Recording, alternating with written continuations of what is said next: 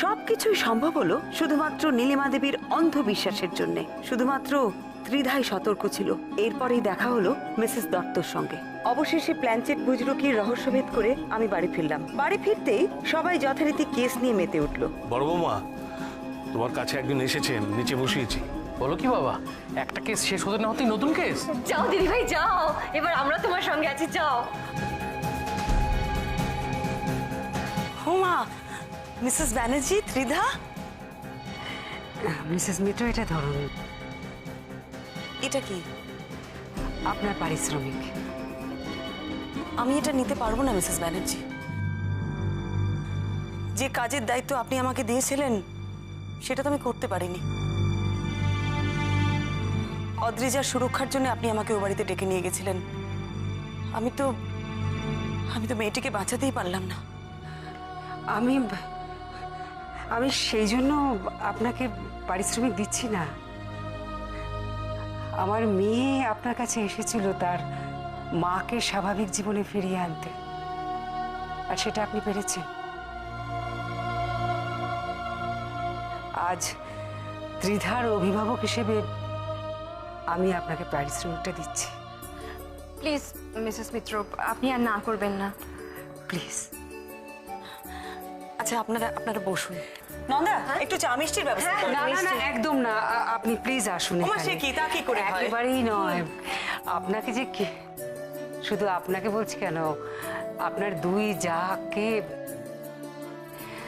কি বলে যে ধন্যবাদ জানাবো, আমার কোনো ভাষা নেই। আমি তো এই প্রথমবার দিদিভাইয়ের সাথে কোনো কেসে ইনভলভ হলাম। দিদিভাই যে আপনাকে হেল্প করতে পেরেছে, এটাই সব থেকে বড় কথা। সাহায্য কি বলছেন? উনি আমাকে যে বিপদ থেকে রক্ষা করেছেন। আমি তো একটা ঘোরের মধ্যে ছিলাম, হয়তো নিজেকে শেষই করে। ছি ছি মিসেস ব্যানার্জি, এরকম কথা মনেও আনবেন না। জানি আজ সকাল থেকেই আমার খুব হালকা লাগছে, জানেন। মনে হচ্ছে আমার শরীর মনের উপর যে ভয়ঙ্কর একটা মিথ্যের আবরণ ছিল সেটা খসে গেছে। যা মিথ্যে তা তো একদিন খসে যেতই, শুধু একটু সময়ের অপেক্ষা। জানেন তো, আমি কিন্তু ঠিক করে ফেলেছি, কাল থেকে মাকে নিয়ে আবার আগের মতো মর্নিং ওয়াকে যাব। আর মাও খুব চাইছে ব্যবসার কাজের জন্য অফিসে যাওয়া আসা শুরু করতে। বাহ, এটা খুব ভালো কথা। কাজের মধ্যে আপনি বিজি থাকলে আপনি মানসিকভাবেও ভালো থাকবেন। আর যেখানে ত্রিধার মতন একজন মেয়ে আপনার। নন্দা তো একদম ঠিক বলেছে, আপনি একদম ঠিক ডিসিশন নিয়েছেন। তাছাড়া আপনাদের পারিবারিক ব্যবসাটাকে এগিয়ে নিয়ে যাওয়া, এটাই তো আপনার স্বামীর স্বপ্ন ছিল। আমার ছেলেটাও খুব ভালো, তবে বড় বোকা। অবশ্য ওর কথা কি বলছি, আমি নিজেই যা বোকামির পরিচয় দিয়েছি। ছেড়ে দিন না, ভুলে যান। যা হয়েছে সব ভুলে যান। দেখবেন সামনের দিকে খুব সুন্দর একটা সময় আসবে। এবার তাহলে আমরা আসি। খুব ভালো লাগলো। আপনারা কিন্তু আমাদের বাড়িতে একবার যাবেন। হ্যাঁ হ্যাঁ, নিশ্চয়ই যাব। সবাই মিলে। আপনার ছোট জায়ের সঙ্গে তো ভালো করে আলাপই হলো না। এসো কিন্তু আমাদের বাড়িতে। নিশ্চয়ই যাব। এসব বোনেদের বাড়ি নিয়ে আমার খুব ইন্টারেস্ট। কত রহস্য থাকে এই বাড়ির আনাচে কানাচে। এই রহস্য বলতে আমার খেয়াল এলো মিসেস মিত্র, আমার কিন্তু এখনো দুটো খটকা রয়েই গেছে। কি খটকা বলো? এই যে আপনি আর নন্দিনীদি পারভিন্দার আর সোনার সেজে এসেছিলেন, সেটা অদ্রিজা কি করে বুঝতে পেরেছিল? ত্রিধা, তুমি তোমার কাকাকে মনের কথা বলতে, তাই না? হ্যাঁ, তা বলতাম, কিন্তু এটা তো কখনো হয়তো কথায় কথায় বলেছো যে তুমি আমার কাছে এসেছিলে। না, এক্স্যাক্টলি এটা বলিনি যে আমি আপনার কাছে এসেছি, কিন্তু হ্যাঁ এটা বলেছিলাম যে আমি কারোর একটা সাহায্য নিতে চাই। ব্যাস, তারপর থেকেই তোমার কাকা তোমার উপর নজরদারি করতে শুরু করে দিল। হয় নিজে, না হয় জগন্নাথকে দিয়ে। তুমি কোথায় যাচ্ছ, কি করছো, কার সাথে কথা বলছো, সবকিছু। তারপর যখন আমি আর নন্দা তোমাদের বাড়িতে গেলাম পরবিন্দর আর সোনাল সেজে, তোমার কাকা খুব সহজে বুঝে গেলেন যে আমরা আসলে কে। আমার ধারণা উনি সব কথা অদ্রিজাকে আগে থেকে বলে দিয়েছিলেন, তাই অদ্রিজা আমার সামনে এসে অভিনয় করে বলল পরবিন্দরের কোনো অতীত নেই, কোনো কিচ্ছু নেই। কি সাংঘাতিক। আরো সাংঘাতিক কিছু হতে পারত, তবে তোমার কাকা নিজেই নিজেকে প্যাচে ফেললেন এই ভুলটা করে। তোমার মায়ের পরবিন্দর আর সোনালকে দেখে মনে হয়েছিল যে অদ্রিজা ওই বাড়িতে নিরাপদ নয়। তিনি সোজা ছুটে এলেন আমার কাছে, ব্যাস তোমার কাকার আসল রূপটা ফাঁস হয়ে গেল। আমারও অদ্ভুত লাগছে একটা ব্যাপার নিয়ে। যে ঘরে প্ল্যানচিট করা হতো সে ঘরে যে একটা গুপ্ত কক্ষ আছে, সেখানে লুকিয়ে অনেক কারসাজি করা যায়, এত সব অদ্রিজা জানলো কি করে? মানে আমি তো ও বাড়ির বউ হয়েও কিছুই জানতাম না। সত্যি আমি আর দাদাও কিন্তু জানতাম না। মিসেস ব্যানার্জি, আপনি যবে থেকে ও বাড়িতে বউ হয়ে এসেছেন আপনি দেখেছেন ও বাড়ির বেশ কিছু ঘর তালা বন্ধ, সেগুলো ব্যবহার করাই হয় না। তাই আপনার পক্ষে কোন ঘরে কি আছে সেটা না জানাটাই তো স্বাভাবিক। কিন্তু আপনার স্বামী বা যতীন বাবু, তারা তো ও বাড়ির ছেলে, তারা কিন্তু খুব ভালো করে জানতেন যে ও বাড়িতে কোথায় কি আছে। আমার ধারণা যতীন বাবু সেই জন্যই ওই ঘরটাকে প্ল্যানচেট নাটকের ঘর হিসেবে ব্যবহার করেছেন। আর আমি শুনেছি অদ্রিজাকে সমস্ত ঘর দেখানো হয়েছিল, তার নাকি কোনো ঘরই পছন্দ হয়নি ওই ঘরটা ছাড়া। তার মানে কাকাই অদ্রিজাকে ওই ঘরে নিয়ে গেছিল প্ল্যানচেটের জন্য। দেখো, যে কোনো ম্যাজিশিয়ান ম্যাজিক দেখানোর আগে মঞ্চটাকে তো ভালো করে বুঝে নেন না, যে কোথায় তিনি ম্যাজিকটা দেখাতে চলেছেন। এই প্ল্যানচেট নাটকটা তো এক প্রকার ম্যাজিকই, আর এর সব কিছুর পেছনে মাস্টার মাইন্ড কে? তোমার কাকা। বুঝলাম, কিন্তু আমার দ্বিতীয় খটকাটা। আমি জানি ত্রিধা, তুমি যেদিন প্রথম প্ল্যানচেটে বসেছিলে সেদিন অদ্রিজার পালসটা তুমি খুঁজে পাওনি, তাই তো? একদম। এটা মহুয়া তোমাদের বলবে। বল মহুয়া। হ্যাঁ, আমি না নেটে পড়েছি ওই যোগাসনের মাধ্যমে নিজের শ্বাস প্রশ্বাসকে কন্ট্রোল করা যায়, অনেকটাই স্লো ডাউন করা যায়। স্লো ডাউন মানে এতটাই স্লো ডাউন করা যায় যে অনেক সময় পালস পাওয়া যায় না।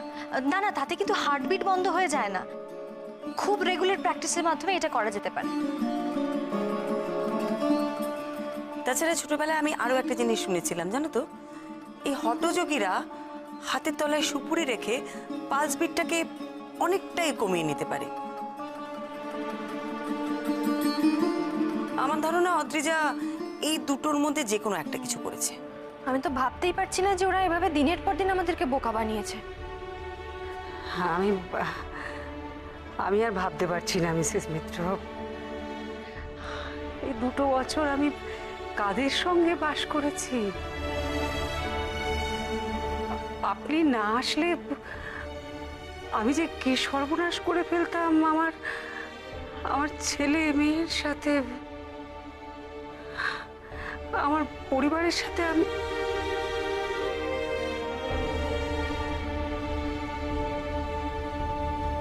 থাক না মা, আর এসব ভেবো না, সব ঠিক হয়ে গেছে তো।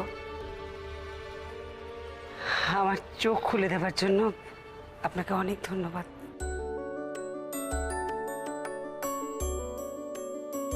আসছি আসছি। আসুন।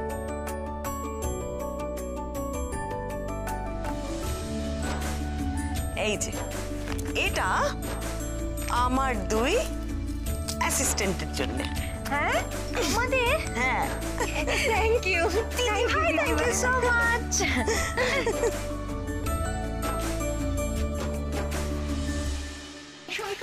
কি করছো? কি পড়ে যাবো তো? আরে কি দেখে ফেলবে? কি হয়েছে বলো? শোনো, তোমার সঙ্গে আমার খুব জরুরি একটা কথা আছে। এ বাবা, শোনো, আমি হাত জোর করছি, প্লিজ আমাকে ক্ষমা করে দাও। আমি কি করলাম বলো তো? কি হলোটা কি? না, বলছি বাপের বাড়ি চলে যাও না প্লিজ। গেলেই বা ক্ষতি কি? তুমি তোমার বাপের বাড়িতে নেই? এই ফাউল খেললে কিন্তু আমি খেলবো না বলে দিলাম। বলছি এরকম করো না প্লিজ। আচ্ছা আমি তোমায় রোজ রাত্রিবেলা গান শুনিয়ে ঘুম পাড়াবো, তারপর রোজ সকালবেলা না পারবো না মর্নিং ওয়াকটা তোমায় চিনি ছাড়া লিকার চা করে খাওয়াবো। হ্যাঁ তাহলে ঠিক আছে তো? বেশ, যাবো না বাপের বাড়ি। উফ, আমার তোমার সঙ্গে একটা জরুরি কথা আছে, আমি একটা ডিসিশন নিয়েছি। তুমি আমাকে বলো যে আমি যেটা ঠিক করেছি তুমি তুমি আমাকে সাপোর্ট করবে। সাপোর্ট করবে না শুনে কমিটমেন্ট করে দিই তারপর কেস খাই আর কি? না না, এটা করা যাবে না। আচ্ছা বলছি কি ডিসিশন বলো তো? এবার থেকে আমি দিদিভাইয়ের সমস্ত কেসে দিদিভাইকে সাপোর্ট করব, হেল্প করব। সব কেসে? কি কাণ্ড! হ্যাঁ, কেন? না ওই যে বলে না, একা নামে রক্ষে নেই সুগ্রীব তার দোসর। কি বলতে চাইছো বলো তো? মহুয়াও তো বলেছে দিদিভাইকে হেল্প করবে কেসে। মহুয়াও যাবে? এক বাড়িতে এতগুলো গোয়েন্দা? ওই যে কথাই বলে না, ওই যে অতি সন্ন্যাসীতে গাজর নষ্ট। হ্যাঁ এক্স্যাক্টলি। বলতে লজ্জা করছে না? দিদিভাই এতদিন ধরে এত লাইফ রিস্ক নিয়ে কেসগুলো সলভ করেছে, কি করেছো তোমরা? আরে আমরা কি করবো, আমরা সাধারণ মানুষ। আমাদের আরে অরূপ তো আছে একটা বাস্তব পুলিশ অফিসার। আরে বাবা, সে তো থানার দিকটা সামলায়, কিন্তু কেসের সবটা তো দিদিভাইকে একা সামলাতে হয়। আমি একটা কেসে গিয়ে বুঝে গেছি, না না বাবা, আমি কিছুতেই দিদিভাইকে একা ছাড়বো না। এবার থেকে সব কেসে আমিও দিদিভাইয়ের সাথে যাব, এই বলে দিলাম তোমায়। বুঝতে পেরেছি, তার মানে তুমি বৌমনির দেহরক্ষী হতে চাইছো? হলেই বা, আপত্তি কি? না আপত্তির কিছু নেই, এমনিও দিন দিন যা চেহারা হচ্ছে না, শুধু মাথায় একটা কালো ফেট্টি লাগবে আর হাতে একটা স্টেন গান। দেবল, আমি তোমাকে ঠিকই, জপলায়তি সজীবতী। দেবল, কি বললে তুমি? আমি মাথা মোটা? ও বাবা, মাথা মোটাই তো বলেছি, গোবর পোড়া তো বলিনি। গোবর পোড়া বললে? তাহলে কি ঘুটে পোড়া বললে বেটার হতো? তুমি নিজে কি আমি ইন্টেলিজেন্ট? বোকা, না না না না, পেট মোটা, ওকে বাংলায় স্বাস্থ্যবান বলে। ক্যাবলা, এই যে বলো নন্দা, এগুলো সব তুমি তুমি তুমি তুমি। এগুলো আমি বোকা। একটা দরকারি কথা আছে, কি? ধরো। কি? বৌদি! আশিস, বাঁচাও! বাঁচাও! পরিবার, পালিয়ে পারবে না। ধ্বংস করে দেবে! তাহলে এখন উপায় কি? বৌদি! কি আছে? আরে ছেড়ে ছাড়বো না, দেখে নে। আরে কি হচ্ছে নাকি?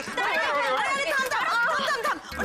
আরে থাম থাম থাম। মারামারি করছিস কেন? কি হয়েছে নাকি? কি হয়েছে?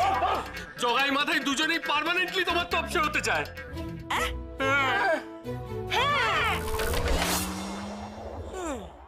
রে বাবা, 1 থেকে 3, এবার মা আমাকে নির্ঘাত বাড়ি থেকে বের করে দেবে আর বলবে যে আমি তোদের মাথায় এসব ঢুকিয়েছি। কনফার্ম বের করে দেবে, আর তারপর তো সমস্ত কাজ এই যে নন্দা তোমাকে সামলাতে হবে।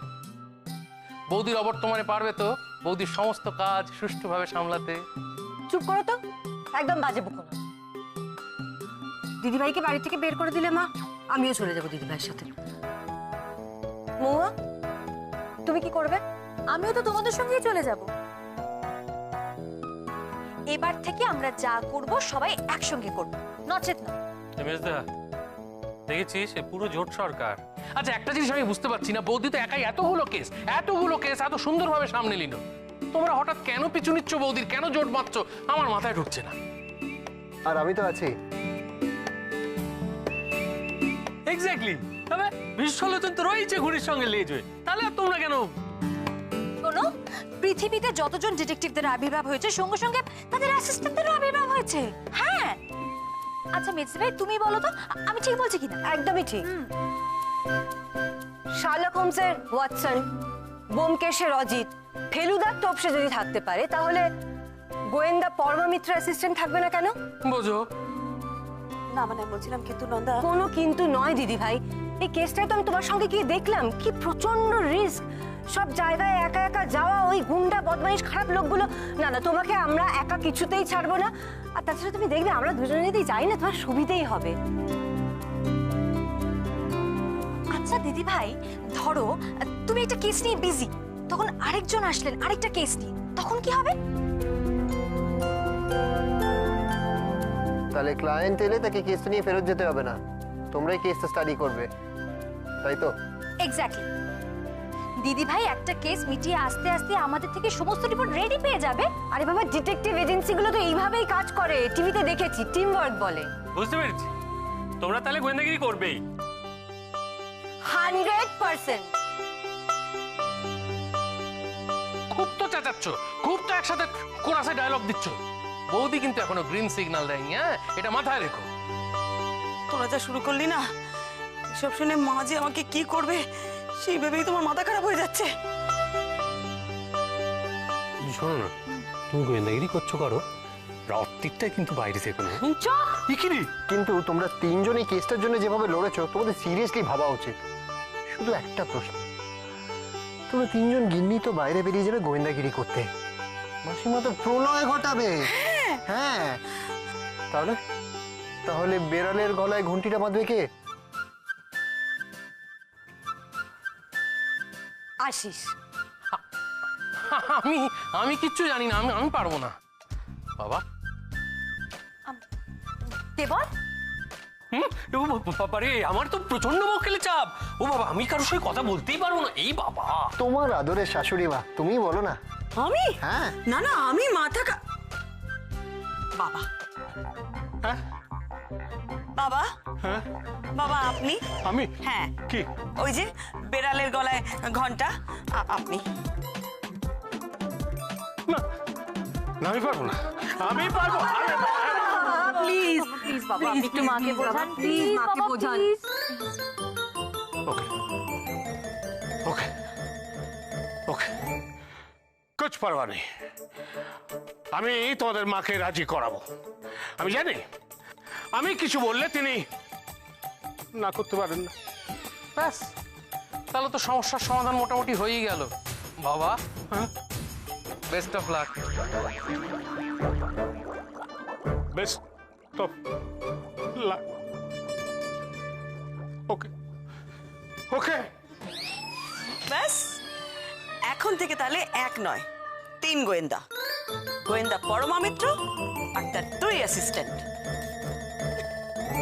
এই হাবলু, অনেকক্ষণ তো হলো, মা বাবা তো গেল রাজি করাতে, দেখ কি হয়। হবে না? আশা করতে ক্ষতি কি? আসলে দিদি ভাই ভাবছে যে বাবা আদৌ মাকে রাজি করাতে পারলেন কিনা। বাবা তো নিচেই গেছেন, নিশ্চয়ই আমাদেরকে নিয়ে আলোচনা করছেন। দাঁড়াও দাঁড়াও দাঁড়াও, আমি বরং চট করে একবার দেখে আসি কেসটা কি হচ্ছে। হ্যাঁ হ্যাঁ, ঠিক আছে। বাবা নিজেই এখন ঝাড় খাচ্ছে, ও গেল ঝড়ের মুখোমুখি হতে। আমি এখান থেকে নড়ছি না, না না না না। বড় বৌদি তো উপরে, দিয়ে আসবো না এখানেই রাখবো? কি যে করি, না যাই গিয়ে দিয়ে আসি, যদি দরকারি কিছু হয়। ও শঙ্করের মা, হ্যাঁ, কি এটা? এই না ধরো। হ্যাঁ, যা বাবা, এই কোত্থেকে এলো? কি জানি, ওই যে কুড়ার কি বলে না, কে? কুড়ার। কুরিয়ার? হ্যাঁ, হ্যাঁ, কি? ও এসে বড় বৌদির নাম করে আমার হাতে দিয়ে গেল। আচ্ছা। ও শোনো, তুমি এটা বড় বৌদিকে দিয়ে দিও, হ্যাঁ। আমি যাই, আমার কাজ আছে। এই যে, বাবা, বৌমনির নামে এত বড় পার্সেল? ও দিদি ভাই, বলো না মা রাজি হবেন তো? বুঝতে পারছি না, বাবা তো বলে গেলেন। আরে তোরা একটা জিনিস বুঝতে পারছিস না কেন? বাবা যদি এই মিশনে ফেল করে, সবচেয়ে বেশি আওয়াজটা কে দেবে? ঠাম্মা। আরে বাবা ঠাম্মার আওয়াজ দেওয়ার ভয়ে এই মিশনে সাকসেসফুল হওয়ার আপ্রাণ চেষ্টা করবে। সে তো হবে, কিন্তু নিচে যে কি হচ্ছে কে জানে, বুঝতে পারছি না কিছু। ও দিদি ভাই, দেবল যে নিচে গেল, ভুলভাল আবার বলে বসবে না তো? না না, টাবলু থাকলে না বাবা একটু জোর পাবে। আচ্ছা আশিস, তুমি এখানে দাঁড়িয়ে আছো কেন বলো তো? নিচে যাও না। হ্যাঁ তুই যা না। আমি পাগল হয়েছিস নাকি? আমরা তিনজন মিলে মায়ের কাছে যদি দরবার করতে যাই না, মা আমাদের ফুল টিমকে ঘর বার করে দেবে। আমি এসবের মধ্যে নেই। বেচদি ভাই, দিদি ভাই আমি একটা কথা বলছি, দেখো মাকে যখন ফেস করতেই হবে তাহলে এখনই করে নেওয়া ভালো। হ্যাঁ হ্যাঁ, মৌমা ঠিকই বলেছে। দিদি ভাই শোনো, দেখো বাবা তো আমাদের হয়ে কথা বলতে গেছেন না, আমাদের তো ওখানে থাকাটা উচিত। বাবা চলো না চলো না। আর আশিস শোনো, বলছি যে তুমি না একটা কাজ করো, আমরা মেয়েরা তিনজন যাই মায়ের কাছে, হ্যাঁ, আর তুমি এই খাটের তলায় লুকিয়ে থাকো। চলো তো দিদি ভাই, চলো। কিচ্ছু হবে না, চলো। মাকে তো ফেস করতেই হবে, চলো ঠাকুরের নাম নিয়ে যাই, চলো।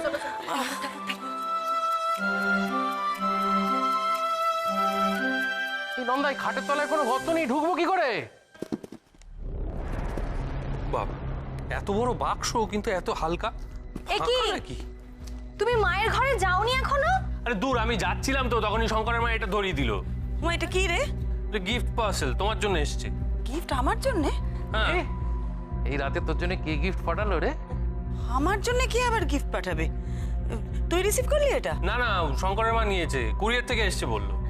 কুরিয়ার থেকে আমার জন্য গিফট? দিদি ভাই বলছি বড়দাও তো পাঠাতে পারে, খুলে দেখো না। তোর মাথা খারাপ হয়ে গেছে? তোর বড়দা আমাকে হসপিটাল থেকে কুরিয়ারে গিফট পাঠাবে? তা কখনো হয়? তাহলে হয়তো তোমার কোনো ফ্যান বা অ্যাডমায়ারার।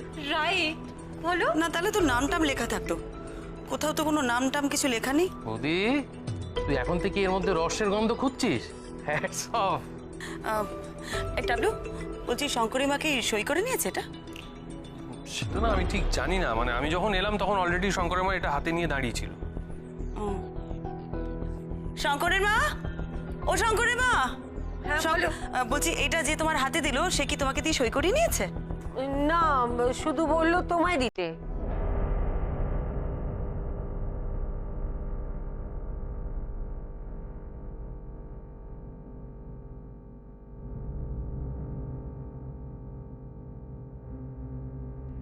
দিদি ভাই, তুমি একটু খুলেই দেখো না, বিপজ্জনক কিছু হবে বলে তো মনে হয় না।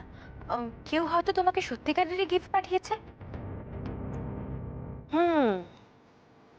Highly suspicious. এই দেখেছো, রহস্য এলো না, এখন থেকে রহস্যের গন্ধ পাচ্ছেন আমাদের নন্দা গোয়েন্দা। চুপ করো তো, খালি বাজে কথা।